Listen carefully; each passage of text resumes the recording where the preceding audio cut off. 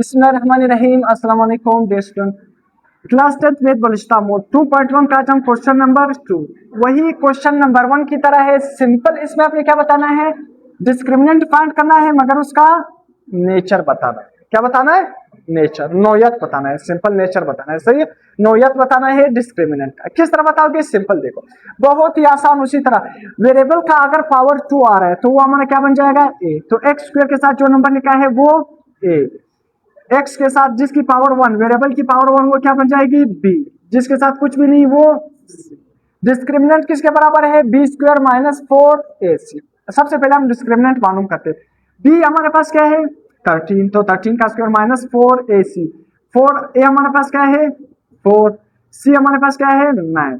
तो इन तीनों को आपस में मल्टीप्लाई करने से 144 आएगा। 13 का स्क्वायर तो आपको बताया 169। तो 144 माइनस 144 से जब आप 169 माइनस करोगे तो आपके साथ क्या बचेगा? 169 माइनस 144 क्या बचेगा? 25। तो सिंपल क्या बचेगा? 25। अब देखना 25 हमारे पास क्या है। एक बात आपने याद रखना है, अगर आपने रूट की नोयत बतानी है, नोयत बताने का मतलब ये है, अब देखो अगर आपके साथ जो आंसर आ गया डिस्क्रिमिनेंट, आपके साथ जो आंसर आ गया, अगर वो क्या है? परफेक्ट स्क्वायर है। क्या है? Perfect square. अगर वो परफेक्ट स्क्वायर है, परफेक्ट स्क्वायर का मतलब क्या है? देखो 25 किसका स्क्वायर है? 5 का स्क्वायर। किसका स्क्वायर है? 5। 5 को 2 दफा मल्टीप्लाई करने से क्या आएगा? 25 आएगा। परफेक्ट स्क्वायर है या नहीं? अब देखना, अब देखो मैंने 25 को क्या लिखा? 5 का स्क्वायर। और देखो 5 0 से बड़ा है या नहीं? 0 से बड़ा है ना? ये तो बहुत सबको पता है ना, 0 से बड़ा है। और देखो जो डिस्क्रिमिनेंट है वो परफेक्ट स्क्वायर भी है, 0 से बड़ा भी है। मतलब परफेक्ट स्क्वायर भी है और 0 से बड़ा भी है। अब आप क्या करोगे? अगर परफेक्ट स्क्वायर था, डिस्क्रिमिनेंट 0 से बड़ा भी था, तब आपका रूट क्या होगा? और देखो आपके 5 बड़ा है 0 से। एक बात तो आपके ज़हन में आ गई कि ये दोनों आपस में बराबर नहीं है, अनइक्वल। तो आपको खुद भी दे सकते हो कि ये अनइक्वल है। क्या है? अनइक्वल है। दूसरा, अगर ये परफेक्ट स्क्वायर है तो आप क्या करोगे? ये रेशनल है और साथ में रियल है। रेशनल और रियल, बस सिंपल। अब हमारे पास क्या है? Question number 2, a is equal to 5, b is equal to -3। ओ ये क्या है हमारे पास? क्वेश्चन ये है 5x square minus 3x plus 2 is equal to 0। जो वेरिएबल के साथ, जो वेरिएबल की पावर 2 होगी उसके साथ जो नंबर होगा वो क्या होगा? a। सिंपल, जो वेरिएबल की पावर 1 उसके साथ जो नंबर होगा वो क्या होगा? b। जिसके साथ कुछ भी नहीं है, कांस्टेंट टर्म, हमारे पास क्या होगा?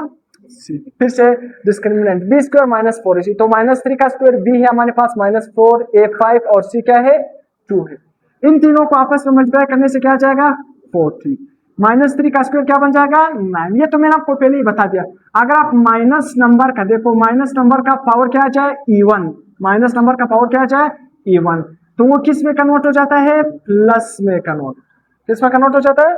प्लस में कन्वर्ट हो जाता है। ये तो आपको भी पता है। अब देखो -3 का स्क्वायर मतलब 3 जरा बेहतरी क्या बन जाएगा? 9। अगर आप -40 में से 9 निकालोगे तो क्या बचेगा? -3। अब देखो यहाँ पर अगर आपके साथ आंसर, देखो यहाँ पर मैं कंपेयर कर रहा हूँ। देखो अगर आंसर आपके साथ प्लस में है तो आंसर क्या होगा? रियल। अगर आंसर का परफेक्ट स्क्वायर है तो हमारे साथ क्या होगा? रेशनल। ये तो आपको भी पता है कि ये दोनों बराबर नहीं है, हम क्या लिखेंगे? अनइक्वल। यहां तक समझ आ गया? अनइक्वल। अब देखना, अगर हमारे पास आंसर माइनस है, माइनस में आ रहा है, अगर आंसर किस में आ रहा है? माइनस में आ रहा है।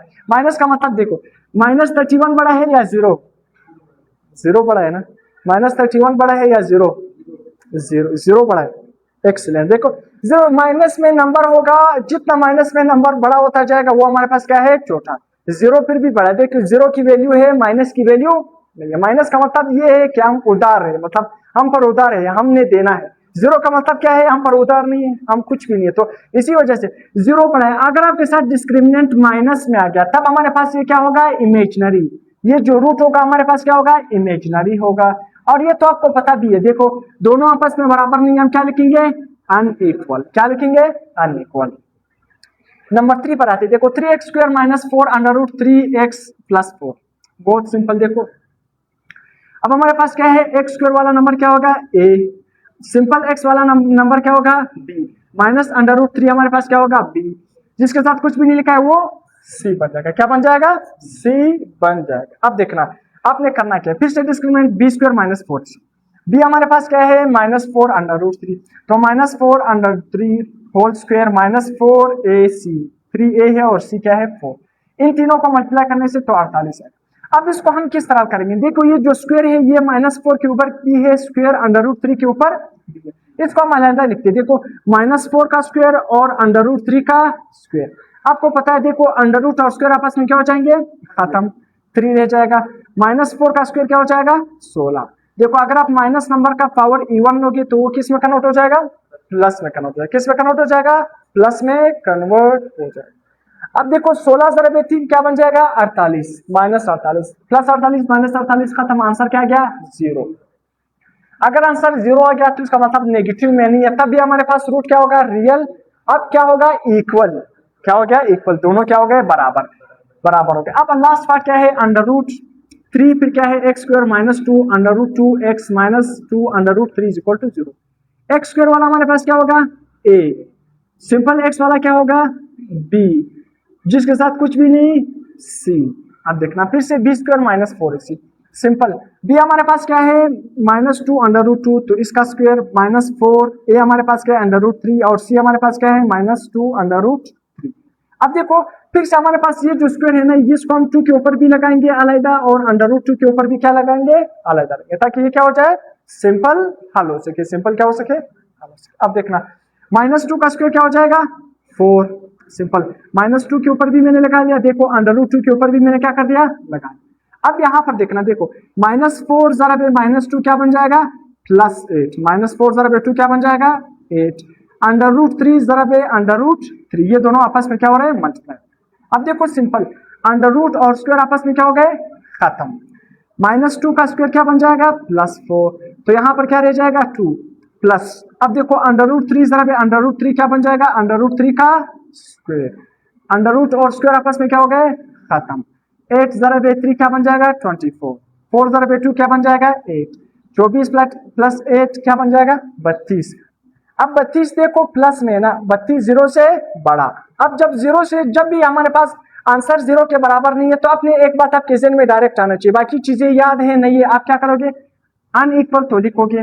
अब 32 हमारे पास क्या है, परफेक्ट स्क्वायर नहीं है, तो आप क्या लिखोगे, इरेशनल, और साथ में प्लस में है तो क्या लिखोगे, रियल, क्या लिखोगे, रियल। समझ आ गया।